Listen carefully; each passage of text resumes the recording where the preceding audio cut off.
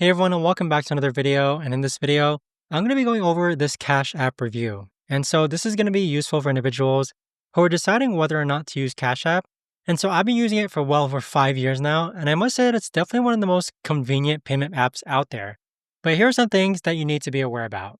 And if you're interested in trying out Cash App yourself, you can use my link down below to sign up and you'll get $5 when you send your first transaction. Now let's start off with the pros. With Cash App, you get really fast money transfers between friends and family, and you can send and receive money instantly. Plus, they have a debit card that you can use anywhere, and you can even invest in stocks and Bitcoin directly through the app. But the downside is that their customer service is practically terrible, and if something goes wrong, it can be really hard to get help. Now, the biggest cons of Cash App, though, is that although sending money is very convenient, you do have to be very careful about scams and fraudulent transactions. And what I mean by that is that once you send money to someone, it's almost impossible to get that money back. Some months I'll use Cash App multiple times per week for splitting bills or paying friends. Other months I'll barely use it with Cash App, and I think the most I've ever sent in one transaction was like $500. But I've also had friends get scammed out of hundreds of dollars with people who are asking for Cash App through their payment method. Other things with Cash App that I don't like or don't like currently is that their fees can add up, especially if you're using the instant transfer feature. And unlike some other payment apps where transfers are always free, Cash App charges like 50 cents to $1.75 for instant transfers, depending on how much you're moving. Now with Cash App though, one thing to keep in mind is that you do have to take into account their fee structure.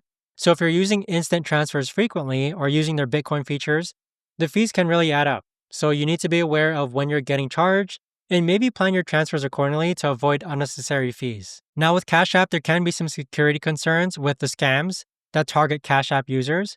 So my recommendation is that you only send money to people that you know and trust, and never send money to strangers for deals that seem too good to be true. For me, for example, I only use Cash App for close friends and family, and I'm very careful about any requests that I receive from people who I don't know. Now, here are my 3 tips for people who want to try out Cash App. First tip is to set up your Cash App account using my link down below in the description. You'll get $5 once you send your first transaction, and you can also get a debit Visa card once you actually apply for it as well. The card has been really convenient, plus you can customize the design of it, which is pretty cool. Second tip is be very careful about scams and never send money to people you don't know personally. Because Cash App scams are everywhere, people will try to get you to send money for fake prizes, or fake jobs, or fake investment opportunities. I learned to be super skeptical of any money requests from strangers, and I always verify with friends before sending money to them. Third tip is to use the free standard transfers instead of instant transfers. Unless you really need the money immediately, because those instant transfer fees can add up quickly. I learned to plan ahead and use the free transfers that take 1 to 3 business days instead of paying extra for instant access. My rule is that I only use instant transfers for true emergencies.